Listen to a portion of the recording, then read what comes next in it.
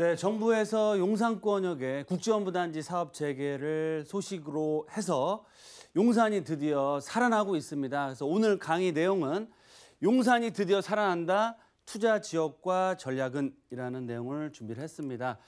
용산이 정말로 살아나고 있습니다. 왜 살아날까요? 여러 가지 이유가 있지만 세 가지로 말씀드리면 첫 번째로는 용산 국제업무단지가 본격적으로 개발에 속도를 내고 있습니다. 그래서 다음 달 7월 달에는 용산 국제업무단지를 중심으로 한 용산 마스터 플랜을 발표할 예정이고요.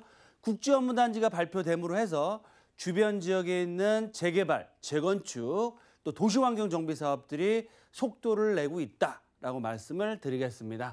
두 번째로 BTS가 올 하반기에 용산에 들어오는데요. BTS뿐만 아니고 G드래곤이라든지 많은 유명 연예인들이 용산 쪽으로 넘어오고 있습니다. 왜 넘어오고 있을까요? 그만큼 용산의 입지 가치와 부촌의 이미지, 즉 명품 브랜드로서 용산이 바뀌고 있다라고 말씀을 드리겠습니다.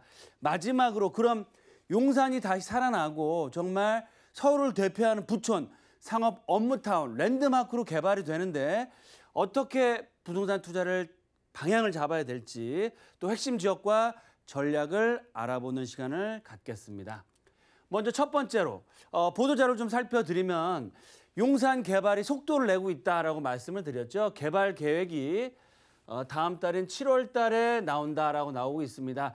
7월 달까지 정부에서 기본 계획, 즉 용산 마스터 플랜의 개발 계획들이 나올 예정이고요. 이미지에서 보시는 것처럼 지금은 방치되어 있지만 향후 8,000세대의 민지 신도시와 70% 가까운 면적은 서울을 대표한 랜드마크로서 개발이 될 예정입니다. 특히 민간과 공공 같이 개발하는 사업이기 때문에 그만큼 사업의 리스크는 많이 줄어들고요. 주거시설과 상업시설의 비율에 따라서 용산권역 서울을 대표하는 랜드마크로서 개발이 될 예정이다 라고 말씀을 드리겠습니다. 그럼 기본계획, 마스터 플랜이 어떻게 구성이 될지 재개발 사업의 첫 단추로서 사업 준비 단계를 의미하는 내용이고요. 정비사업 기본 방향, 어떻게 방향을 잡을지, 언제까지 개발할지, 또 어떻게 어느 면적을 개발할지, 또 여러 가지 주택 공급시설, 건폐율과 용적률, 또 단계별 투자 계획 등 여러 가지 개발 계획에 대해서 나올 예정이다라고 말씀을 드리겠고요. 말씀드린 것처럼 용산권역 민간 개발만 하는 것이 아니고 공공개발과 같이 개발하기 때문에 이제는 사업의 리스크는 거의 사라지고요. 사업의 속도를 내고 용산 역세권과 국제업무단지가 개발됨으로 해서 한강대로변, 서부이촌동, 동부이촌동, 경부선 라인 또한 앞으로 개발에 속도를 낼 수밖에 없다라고 말씀을 드리겠습니다. 그럼 두 번째로 용산권역이 이런 다양한 개발 계획들이 나오고 앞으로 부촌이 되고 상업 업무 랜드마크로 개발이 되는데 그러한 시초를 보이고 있습니다. 어떤 의미냐? 바로 정비창 개발, 국제업무단지 개발에 BTS 사옥이 한강대로변 용산 역세권역에 들어옵니다. 거기에 따라서 용산권역의 상권이 활성화 기대되면서 여러 가지 유동인구뿐만 아니고 상업 업무타운으로서 개발될 예정이다라고 말씀을 드리겠고요. BTS 우리나라를 대표하는 그런 아이돌 그룹이고요. 또 빅잇 엔터테인먼트 같은 경우 시가총액 자체가 4조에서 5조 가까운 가장 큰 규모의 회사가 용산으로 들어옵니다. 왜 용산에 올까요? 그만큼 용산의 입지 가치와 미래 가치가 뛰어나기 때문에 용산에 들어온다라고 말씀을 드리겠습니다. 또한 나인원 한남이 드디어 입주를 하고 있습니다.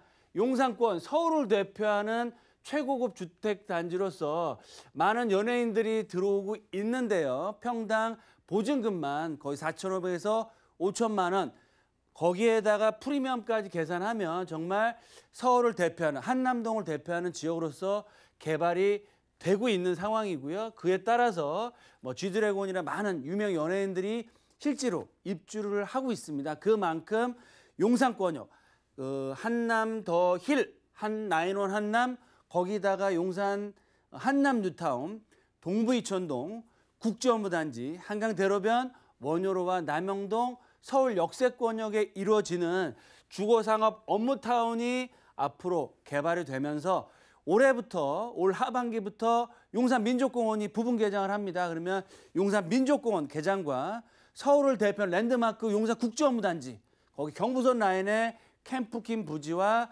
서울역 북부 역세권 개발 사업이 거의 2조 가까운 금액을 투자를 해서 최고급 6성급 호텔과 상업 업무타운으로 개발이 될 예정이기 때문에 그에 따른 이런 효과가 앞으로 지속적으로 용산권역에 영향을 미칠 예정이고요. 그에 따라서 지분 시세와 땅값과 지가가 꾸준하게 올라갈 수밖에 없다라고 말씀을 드리겠습니다. 그럼 용산 투자는 어떤 지역을 어떻게 투자해야 될지 알아보겠습니다. 제가 말씀드리는 것처럼 용산 전문가로서 용산권역은 1급지와 2급지로 나눠집니다. 즉 6호선 라인을 기준으로 해서 하단부 쪽 한강을 마주하고 있는 지역들은 바로 1급지 라인이다라고 보시면 좋을 것 같습니다. 1급지에는 재개발의 대장주라고 할 수 있는 한남 뉴타운과 미군 기지가 자리를 하고 있고요. 동부 이촌동의 재건축 리모델링 사업들, 용산 역세권역의 도시환경 정비 사업과 국제업무단지와 서부 이촌동 재건축 사업들이 자리를 하고 있고요. 위쪽으로 올라가시면 캠프킴 부지의 주거상업 업무타운 개발, 또 위로 올라가시면 서울 역세권 개발이 기다리고 있습니다. 즉 서울 역세권과 용산 민족공원, 또 국제업무단지를 아우르는 용산 개발의 3대 축에서 경부선 라인 중심으로 해서 이 하단부 쪽으로는 실거주 하실 분들, 그리고 투자 금액을 조금 많이 키우실 분들, 즉 6억에서 7억 정도의 실투자금 이상이 준비가 되시고 실거주까지 바로 좀 생각하시는 분들은 6호선 라인의 이 남쪽을 공략하시는 게 좋다라고 말씀을 드리겠고요. 내가 소액 투자를 하면서 2억 5천 플러스 마이너스 금액으로 바로 입주까지는 아니더라도 뭐 자제분들의 입주라든지 내가 7, 8년 정말 길게 봤을 때 10년까지도 보시면서 신규 새 아파트를 받을 지역에 투자를 해야겠다라고 하시는 분들은 제가 늘 말씀드린 것처럼 경부선 라인의 중심축에서 이 서측편, 즉 서계 청파동 라인과 이 원효로 라인을 공략하시는 게 좋겠다라고 말씀을 드리겠습니다. 하지만 주의하실 점이 있는데요. 용산이 이런 개발 계획도 나오고 이 사업의 리스크가 줄어들다 보니까 지가가 많이 올라가는 추세입니다. 그래서 실제로 투자되는 금액도 굉장히 커지고 있고요. 서측편이라고 하더라도 다 개발되는 것은 아닙니다.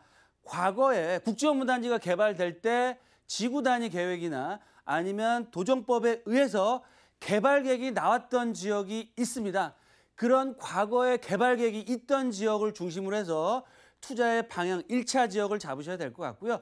과거에 개발 계획이 나왔다고 해서 다 개발되는 것이 아니고 핵심적인 역세권, 즉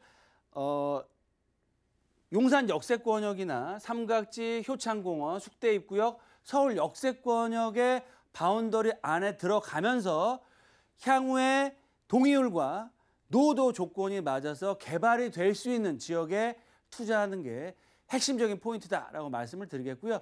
그런 핵심적인 지역과 향후 개발이 될 수 있는 지역은 일반 투자자분들은 분별하시기가 어렵습니다. 그런 투자처와 그런 투자 종목 같은 경우는 저희와 함께 상해 나가시면서 투자의 방향을 잡으실 때는 앞으로 용산권역의 큰 개발 이슈와 개발 이익을 가져갈 수 있는 성공적인 투자자가 될 수 있다라고 말씀을 드리겠습니다. 네, 그래요. 안 그래도 개발의 중심지라고 불리우는 용산에 이제 정부까지 가세를 했습니다.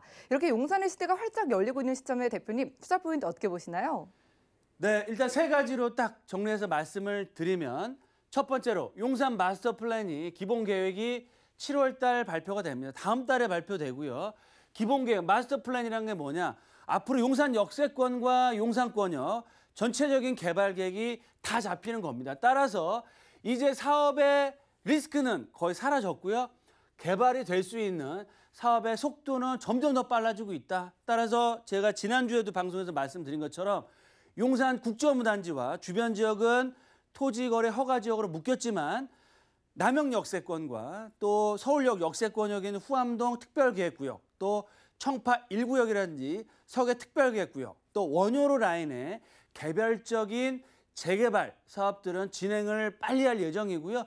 사업 속도가 안 나는 지역은 공공재개발 방식으로 해서 본격적으로 서울시와 정부에서 관여를 해서 용산권역을 정말 서울을 대표하는 랜드마크로 키우겠다라고 보시면 좋겠습니다. 두 번째로 용산 정말 최고의 입지입니다. 서울의 중심에 위치하고 있고요.